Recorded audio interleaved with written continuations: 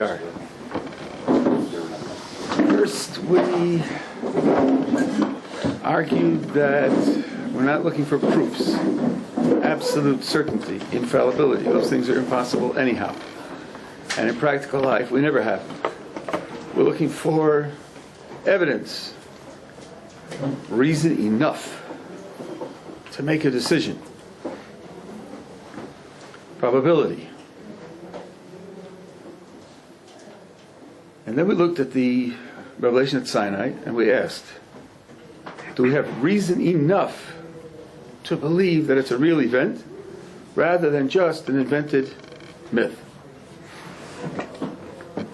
We pointed out that people know almost everything that they know because they got it from other people.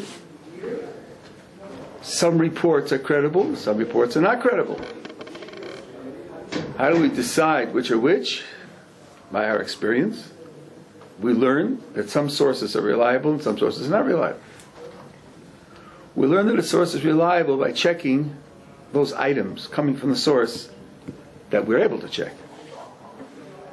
If the items we're able to check are very largely true, that means, in our experience, the source is credible, reliable, and then we'll trust it for the items we can't check otherwise. If not, not. If we would have a source where every item coming from the source that we can check turns out to be true, then we would have very strong evidence that that source is reliable. And then we would have very strong reason to rely upon it in other items which we cannot check. That's how we do it in all of life. The revelation at Sinai is a piece of information from a source where every item from the source that we can check turns out to be true. It's a source that makes no mistakes and has many positive successes. What is that source? It is national traditions about national experiences which would change the life of the nation. National tradition means that the whole nation accepted it about its ancestry.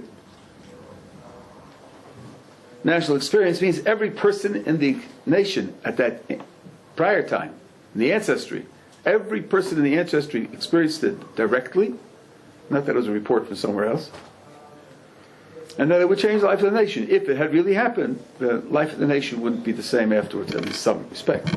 Not totally different, but in some respect. National traditions like that, national traditions about national experiences that would change the life of the nation, some of them we can check and some of them we can't. Every one that we can check turns out to be true. That means this, as a source of information, is very, very reliable. There's no known failures. That being the case, we have very strong reason to accept it even when we can't check it any other way. Just as we do with all the other information that we accept from other people. Well, the national tradition about Sinai is exactly that kind of national tradition. It was believed by the nation as a national experience happening to their ancestors. Every one of the people present at Sinai heard God speak. And it certainly would change the life of the nation because part of the communication at Sinai is a weekly holiday. It was going to change the performance of the nation on a weekly basis. That being the case, we have very strong evidence that the event at Sinai took place. Very strong, positive, empirical evidence. That's what we did so far. Are we together so far? Okay, now I want to consider one final objection, the one that I'm going to consider. People's imaginations are infinite, and one gets newly imagined objections in the emails at least twice a week. I want to consider one objection which I think is a reasonable objection. I'll show you how to overcome it. And then I want to go on to another piece of evidence.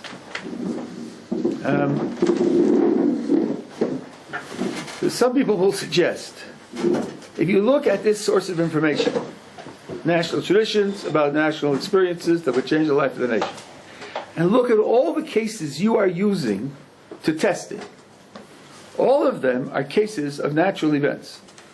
Wars, pestilence, technological inventions, migrations. You're using it when the natural tradition gives you evidence of a natural event. Now you want us to credit that evidence when the natural tradition concerns a miraculous event. Shouldn't there be some resistance to accepting a miraculous event? Someone said not too long ago a phrase that's sort of going around. Extraordinary claims require extraordinary evidence. I think there's a lot to recommend that. When someone claims something happened, which happens all the time, the evidence you need is fairly minimal. Someone claims something happened which very rarely happens, then you need more evidence, more considerable evidence. Here, we're starting with a source of evidence which is tested on wars and inventions and pestilences, and using it to support a tradition about a miracle. Shouldn't that create some resistance to the evidence? I think that's right. It should create some resistance. The crucial question is, how much resistance? Should it create enough resistance that, in spite of the evidence, we should reject the tradition?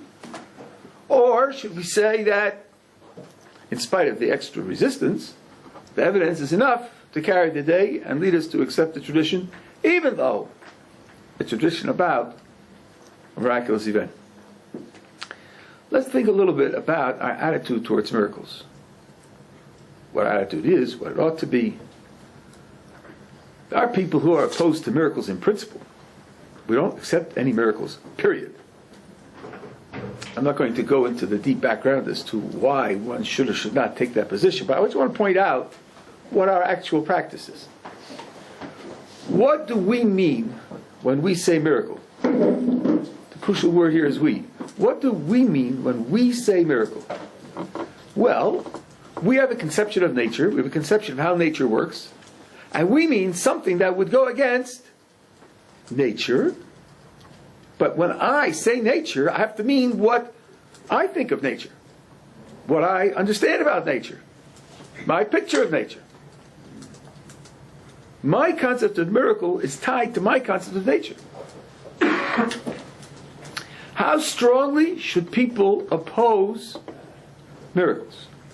They're going to oppose miracles in favor of their picture of nature. Imagine someone who says, I never accept miracles. Nothing violates nature. Meaning, let's just remember, nothing violates his current picture of nature.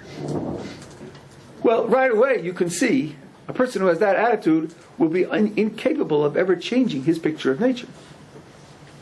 Why would anyone ever change his picture of nature? The reason you change it is because, according to my picture, certain things can't happen, and now, by golly, they do happen. So, what am I going to do? My picture says it can't happen, and I have this suggestion that it does happen. And guess what? Sometimes we go with the new suggestion. Sometimes we do actually change our picture of the way nature works. So we aren't so chiseled in stone. We aren't so hidebound that our picture of nature is trumps every challenge. If we had that attitude, we could never make progress in improving our picture of nature. Until Newton, all force was communicated by contact. If A makes B move, it makes B move by contact. Even magnets, so I was unaware until very recently, you take the magnet and bring it close to the nail, and the nail jumps up to the magnet. The official understanding of how a magnet works was that the magnet changes the air, and then the air affects the nail.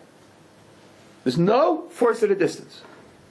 Heat travels by heating up the air, and then you're in contact with the hot air.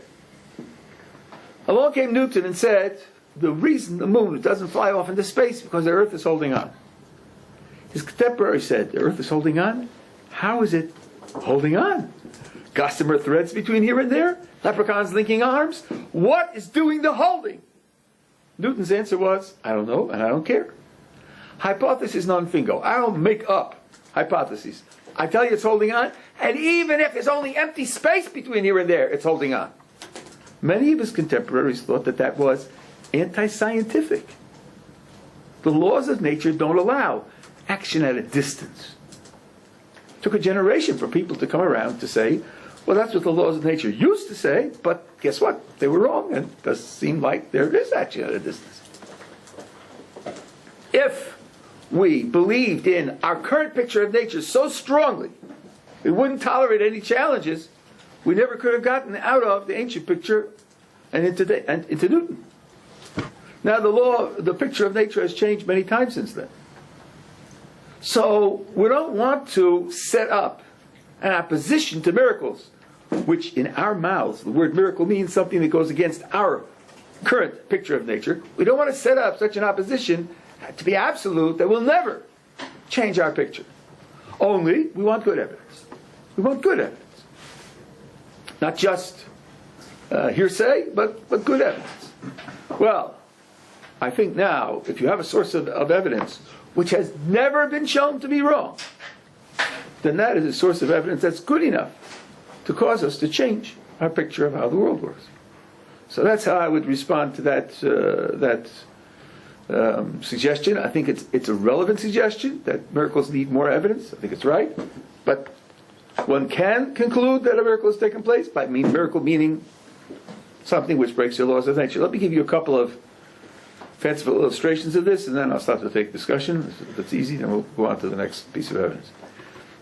Let's imagine a Greek visiting China 2,000 years ago.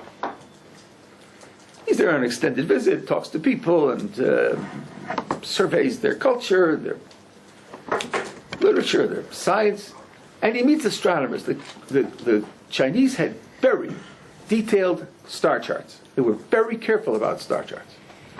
He gets hold of one, and he goes out one night with the chart, and he looks at the sky, and he says to one of his Chinese friends, this chart is mistaken. And they say, why? He said, well, look, right here on the chart there's a dot. You look there in the sky, there's no star. So the local Chinese looks at the chart and says, oh, you know why? Because that's an old one. That's from 30 years ago. There used to be a star there. It just disappeared.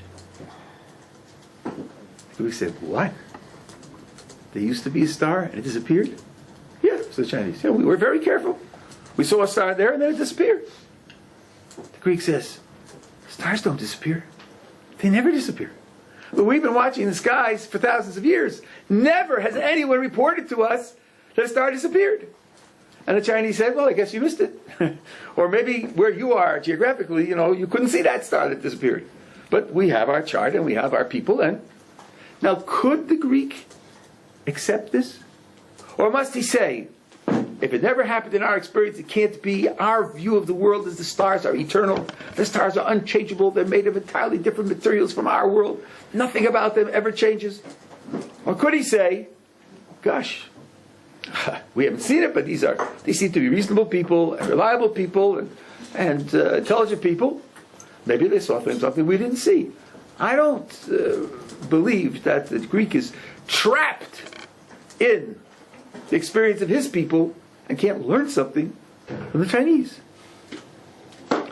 Similarly, imagine some Greeks who are vacationing in Italy 2,000 years ago. They come back to their friends in Greece, 7 of them, and they say, boy, we saw something unbelievable in Italy. In Italy they have a stone, and when you hold a stone over a nail, the nail jumps up to the stone. So their friends say, what exactly did you drink while you were there? What did you eat? What did you inhale or inject? It sounds like you had a real good time. But next year, 35 people go to Italy and they come back and they say, guess what? Jumping nails, we saw it ourselves. And their friends say, I know. We know you've been hired by the Italy Chamber of Commerce to stimulate tourism. And you've been being paid off to tell us this story about jumping nails. But suppose next year 125 go, and the year after that 406 go. Isn't there a point at which the Greeks could say, gosh, I guess they have something in Italy that we don't have? Now imagine the next year there's a fire,